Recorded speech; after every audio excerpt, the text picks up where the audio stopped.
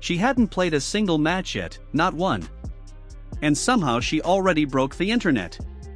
On August 23, Alex Eala showed up to practice at Flushing Meadows for what should have been the most forgettable morning of US Open week. Music, a routine training session, the kind where maybe a dozen diehard fans press their faces against a fence and call it a good day. Instead, music, shoulder-to-shoulder crowds, phones in the air, people who drove in from other states, music, not for a match, for warm-up drills. Just suddenly appear because she's winning?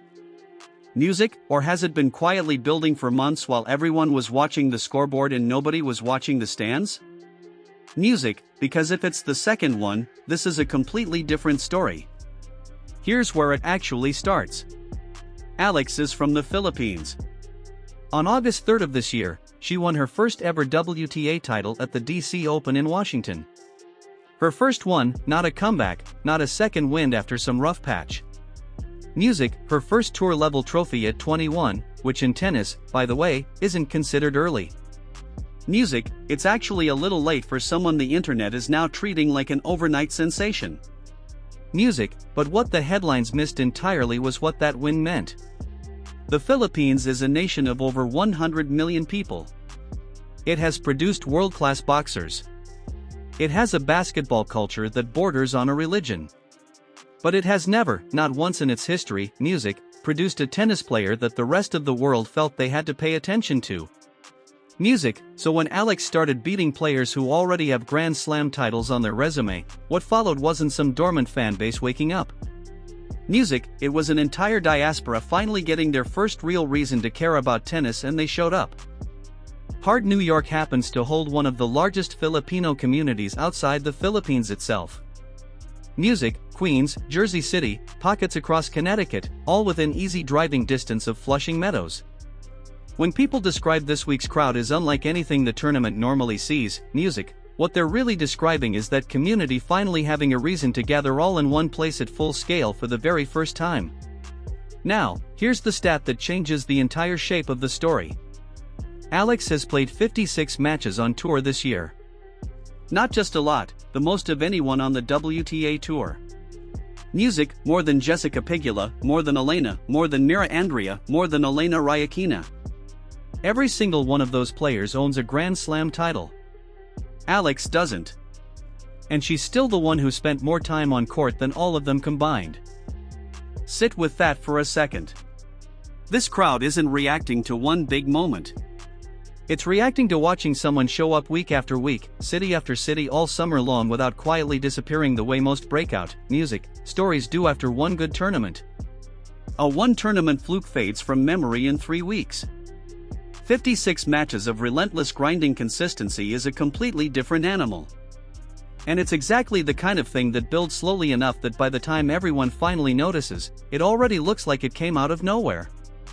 Which brings us back to that Saturday morning at Arthur Ashe.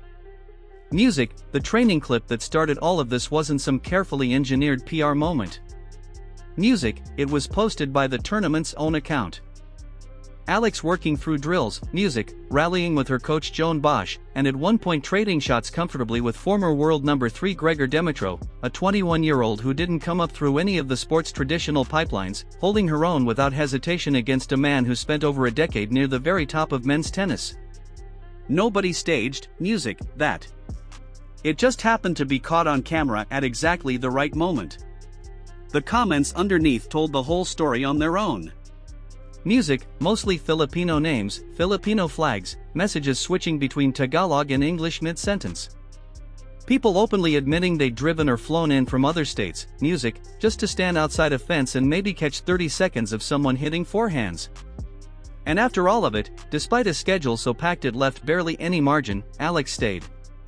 Signing tennis balls, signing shirts, working through a line of fans one by one in the heat in the middle of a week 6 minutes where every single hour supposedly already had somewhere to be. No entourage rushing her out. No handler cutting it short after 5 polite minutes. Just a young woman with a marker in her hand making time that nobody scheduled, music, for her. Fans started calling her the fan favorite queen. Sounds like a throwaway nickname, but it's doing real work. Because there's a massive difference between a music crowd that shows up once out of curiosity and never returns, and one that keeps coming back because the person on the other side of the fence actually stays. That's the kind of detail fans pass along to each other until it quietly becomes part of why they keep showing up. And then there's this. If a practice session with nothing on the line pulled that kind of reaction, what happens when she's actually playing a match that counts? Rewind through the summer, and this wasn't the first time her crowd moved the needle at the DC Music Open and again at the National Bank Open in Toronto. The cheering during live points, not just after them, got loud enough that opponents started bringing it up in press conferences on their own unprompted. Belinda Bencic admitted after facing Alex in Toronto that she had mentally prepared for that specific atmosphere, music, before the match even began. Think about what that actually means. Music, a player ranked inside the world's top 20 doing psychological preparation, music, not for Alex's serve, not for her forehand, but specifically for her crowd. Music, that's not just a rowdy fan section. That's something closer to a home court advantage in a sport that almost never produces one because tennis simply doesn't work that music way. Except apparently for her it does. The cultural reach of this music has spilled well past the sport itself. A Canadian broadcast discussing her growing popularity had an anchor mistakenly call her American Live on air unscripted. The guest brought on specifically to talk about her Filipino fan base didn't even correct it in the moment. The clip spread fast, music, and the reaction was not subtle. People weren't just annoyed about a factual slip. Music, they were frustrated that someone could sit on television discussing her popularity without knowing the single most basic thing about where that popularity was actually rooted. On the completely opposite end of that moment, Andy Roddick, a former US Open champion, went out of his way to defend the noise. Music, not quietly, not in passing. On his own podcast, On the Record, he called it a movement, music, and said he's fully here for what people are now calling Eala mania. Put those two moments next to each other and the picture gets uncomfortable fast. An anchor who didn't know which country she represents. A Grand Slam champion publicly and enthusiastically defending the very crowd that anchor was casually dismissing. That's not a minor difference of opinion. That's a genuine fault line cutting straight through how this sport is currently processing her existence. And Alex is standing directly in the middle of it, music, without ever having asked to be there. She didn't pick this fight. It picked her the moment her fan base became too large to quietly, music, ignore. Now, crowds can be loud for 1 week and completely invisible the next. So, the smarter place to look isn't the barricades, it's the numbers, because numbers don't perform the way hype can. Night sessions at the DC Open sold out specifically around her matches. Same story in Toronto. A Nike shirt with her name on it disappeared from the website within hours of going live before most casual fans outside of tennis had even learned 10 minutes how to pronounce her name correctly. And Marriott Bonvoy signed her as their regional ambassador across Asia Pacific. Here's what matters about the timing. That deal was signed right after music, her DC Open win, which means a global brand committed real money to her before anyone could confirm she'd even crack the top 20, let alone become the biggest storyline at a Grand Slam 3 weeks later. Brands don't chase a viral practice clip. Music, they chase patterns that were already surfacing quietly in the data long before Flushing Meadows got loud enough for anyone else to notice. Music, to keep this honest, Coco Gauff earns around $33 million a year, roughly $25 million from endorsements alone. Music, Alex isn't there.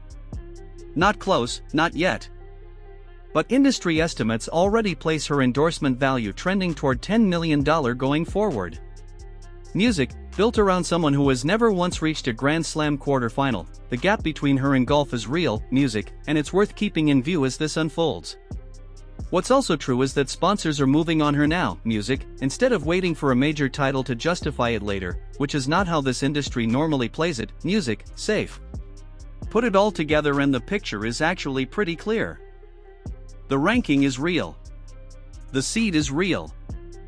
Sold out sessions, sponsorship deals, merchandise gone within hours. None of that runs on hype alone. That happens when the pattern underneath is strong, music, enough that people with actual money on the line decide to move early rather than wait to be proven right after the fact. So, this wasn't some strange one-off weekend in New York. Music, it's a pattern the entire tennis business has been quietly building around all summer. Music, Flushing Meadows just happened to be the moment loud enough that the rest of the world finally caught up. The next real test lands almost immediately. Alex's music mixed doubles run begins August 24th with her partner Felix Auger-Aliassime, world number 4, by her side for her first ever Grand Slam doubles music appearance. Their first match puts them across the net from Malinev's Nina and Gail Monal's, a married couple carrying serious star power of their own. Music, and that match is genuinely revealing in a way that nothing before it has been. Music, because doubles is shared attention, shared billing, a format where she isn't the only name people came to see. It'll tell us quickly whether the energy from this week actually follows her into a new context, or whether all of it was tied exclusively to her singles run. Music. Worth remembering, right before that first serve lands, a practice session with nothing on music, the line pulled the loudest reaction the tournament produced all week. Music, so what happens when something actually counts? 13 minutes. Whether what's happening right now is the peak of the Eala Effect or whether New York was just the warm-up act before the real show begins. Music, nobody can honestly answer that yet. Not the analysts, not the sponsors, probably not even Alex herself. But if that same crowd from the practice courts shows back up just as loud, just as large, once there's something real on the line, New York might be looking at something this sport has genuinely never had to deal with before. Not music at this scale.